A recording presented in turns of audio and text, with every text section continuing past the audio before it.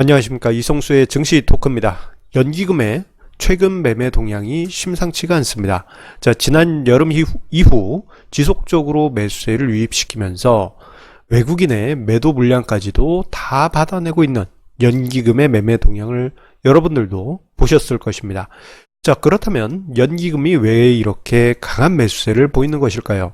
자, 그 이유를 하나하나 찾아 들어가다 보면요, 궁극적으로 한국 증시가 절대적으로 싼 가격에 있다라는 것을 찾아볼 수 있습니다. 자, 오늘은 연기금 등으로 표시되고 있는 연기금의 매매 동향에 대해서 자세히 파고 들어가 보도록 하겠습니다.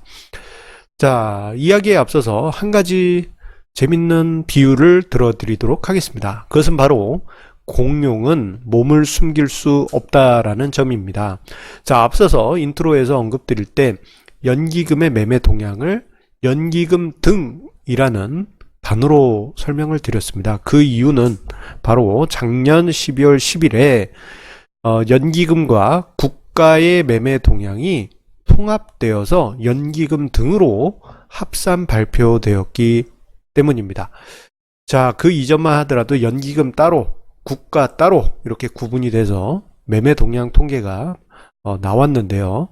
자, 이 국민연금을 중심으로 한 연기금의 매매 동향을 숨기기 위해서인지 이 두 개의 매매 동향을 합쳤습니다. 자, 그래서 이거 이제 국민연금이나 연기금의 매매 동향 분석하기 어려운 것이 아닐까라고 싶었는데, 자, 국민연금은 주식시장의 공룡이죠. 자, 그렇기 때문에 공룡을 산속에 위장막을 씌워서 숨겨 놓는다 하더라도 그 모습은 숨길 수가 없습니다. 지금 아래에 제가 풍자적으로 그림 몇 개를 합성해 봤는데요. 저 산속에 어마어마하게 큰 브라키오사우루스를 숨겨 놓는다 한들 브라키오사우루스가 꼬리 한번 흔들면 다 보이는 것처럼 국민연금을 중심으로 한 연기금이 매매 동향을 보이게 되면 그 안에서 노골적으로 국민연금을 중심으로 한 연기금의 매매 행태를 확인할 수 있습니다. 자, 그래서 저는 이렇게 이야기 드리고 싶습니다. 매매 동향에는 연기금 등이라고 쓰지만 읽을 때는 국민연금으로 읽는다, 이렇게 이야기를 드리고 싶어요. 왜냐하면 앞서 언급드린 대로 연기금의 수급이 작년 12월부터 해서 국가와 연기금이 합쳐져서 연기금 등으로 합쳐졌지만, 자, 이 수급 동향의 특징을 보게 되면 여러분들도 상식적으로 알아두시면 나중에 어디 주식 투자 모임 같은 데 가서 말씀 이렇게 재밌게 하실 때 쓸 수 있습니다. 잘 들어주세요. 자, 국가 같은 경우에는 이게 우종사업본부가 대부분입니다. 우종사업본부, 우리 우표 붙여서 이제 편지 보내는 그 우체국이에요. 자, 그런데 이 우종사업본부는 차익 거래를 하는 것이 대부분입니다. 그러다 보니 중장기적인 어떤 추세적인 매매, 난 매수 쭉 매수, 나 매도 쭉 매도, 이게 아니고요. 차익 거래 상황에 따라서 매수 포지션이 늘었다가 어느 시기에는 청산돼서 오히려 매도 포지션이 늘기도 하고 그렇습니다. 결국은 중장기적으로는 추세가 없기 때문에 장기적으로는 그냥 제자리 걸음만 착착착착착 걷고 있다라고 해도 과언이 아닙니다. 그리고 요 두 자료 중에서 국가를 빼면 이제 연기금이 남았지 않습니까? 그런데 연기금을 보게 되면요, 우리나라에 4대 연금이 있습니다. 국민연금, 사학연금, 공무원연금, 군인연금, 이렇게 4대 연금이 있는데 이 중에 90% 이상이 국민연금입니다. 자, 그렇다면 우리 그림이 그려지죠? 연기금 등이라고 통계 잡히는 것에 거의 대부분은 국민연금이라고 해도 과언이 아닌 것입니다. 결국 연기금 등은 국민연금의 행보라고 해도 과언이 아니라고 할 수 있겠는데, 요게 이제 단기적으로는 뭐 일 단위, 주 단위 또는 한 달 이내 단위로 보면은 다른 우정사업본부나 다른 연금들의 매매에 의해서 노이즈가 분명 존재합니다만, 중장기적인 관점에서는 국민연금 공룡의 행보가 바로 연기금 등의 통계로 잡힌다고 할 수 있겠습니다. 나중에 어디 모임 자리 나가서 말씀하실 때, 썰 푸실 때 좋은 참고 자료가 되실 수 있을 거예요. 자, 그런데 이 연기금 등의 통계가 재밌는 모습이 나타나고 있습니다. 자, 올해 같은 경우 종합주가지수가 그래도 상승세를 보일 때, 지난 봄이죠. 그때는 전체적으로 연기금 등의 누적 순매매 동향이 좀 소극적이거나 완만한 매도세가 나타났어요. 하지만 증시 조정세가 나타나기 시작한 5월부터 해서, 그리고 지난 여름 하면서 연기금 등의 매수세는 매우 강하게 유입되었고, 자, 5월 이후에는 거의 5조 원 이상 순매수를 보였고, 올해 초 대비해서는 6조 원 넘게 순매수세를 보여주고 있습니다. 매우 강하게 매수세를 보이고 있는 것이죠. 자, 그것도 시장이 하락하면 그때마다 탕탕 밑에서 받치듯이 매수하고 있습니다. 그 이유를 찾아보게 되면요, 자산 배분 전략, 국민연금의 자산 배분 전략에서 그 팁을 찾아볼 수가 있습니다. 자, 지금 현재 중장기 국민연금의 자산 배분 비율 전략에 따르면요, 2019년에는 국내 주식 비중을 18% 목표로 잡고 있고, 2020년에는 국내 주식 비중을 줄여서 17.3%를 목표로 하고 있습니다. 자, 그런데 보통 이제 이게 보면은 이제 내년에 목표 비중이 낮아지잖아요. 그러면은 최근 한 2, 3년 동안은 어떤 일이 있었냐면, 목표 비중이 단계적으로 낮아지다 보니까 워낙 비중이 높았기 때문에 그냥 소극적으로 매매를 하거나 오히려 매도 물량을 내놓거나 그래 왔었습니다. 그런데 올해 상반기 말 기준으로 해서 이미 국민연금이 보유한 운용기금 중 17.3%가 국내 주식이에요. 120조 3천여 원에 이릅니다. 자, 이미 2020년 목표치에 맞춰져 있죠. 그런데 그 6월 이후 어떻게 됐습니까? 증시가 이렇게 콱 무너져 내렸잖아요.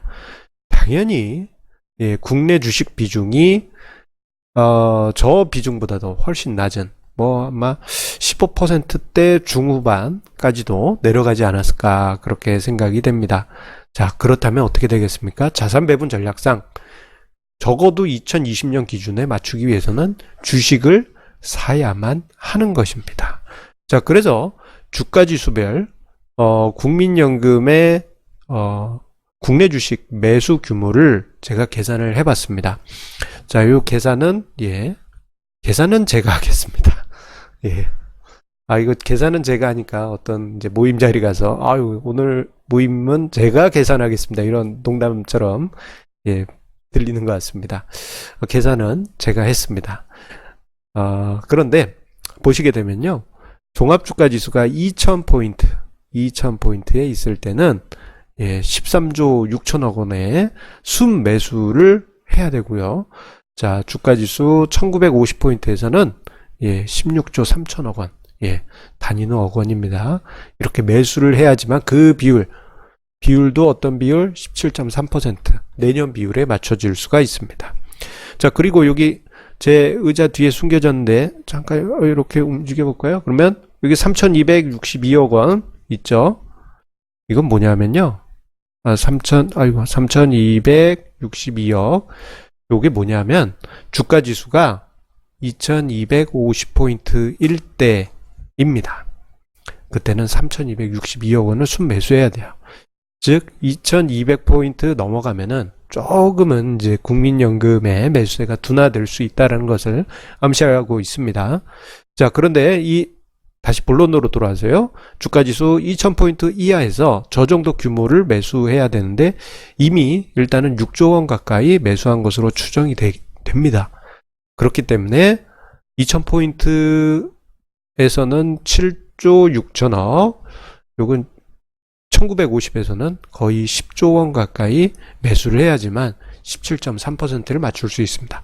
어쨌거나 국민연금이 지금 현재 주가지수 때 1900대 후반인 것을 감안하면은 아직도 사야 될 주식이 많고, 증시가 하락하면 저가 매수하는 그런 모습들이 계속 관찰될 것이다 라는 것을 암시한다 할 수 있겠습니다. 자, 그런데 국민연금이 왜 저렇게 매수를 할 수 있을까요? 만약에 지금 증시 상황이 초고평가된 상황이라면 아무리 비율을 맞춰야 한다 하더라도 적극적으로 매일같이 사지는 못했을 것입니다. 하지만 지금 현재 보면은 우리나라 증시는 절대 저평가된 수준에 들어와 있죠. 자, 과거부터 해서 종합주가지수의 PBR 기준으로 한 밸류에이션 레벨을 밴드를 제가 이제 그려본 차트인데요.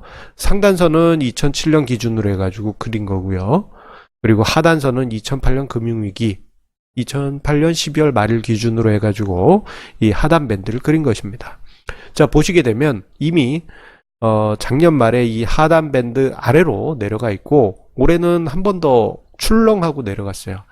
자, 이렇게 내려가 있는 상황에서는요, 이거는 절대 저평가입니다.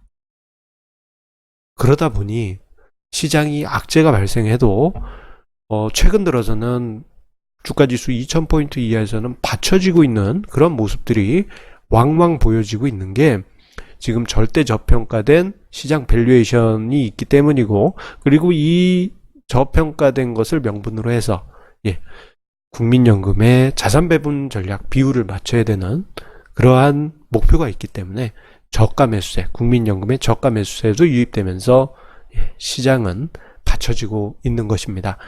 자, 하지만 이렇게 싼 증시, 그리고 국민연금이 시장이 하락하면 저가에서 받쳐주는 이러한 든든한 언덕이 있음에도 불구하고 사람들의 시각은 증시에 대한 시각은 싸늘합니다.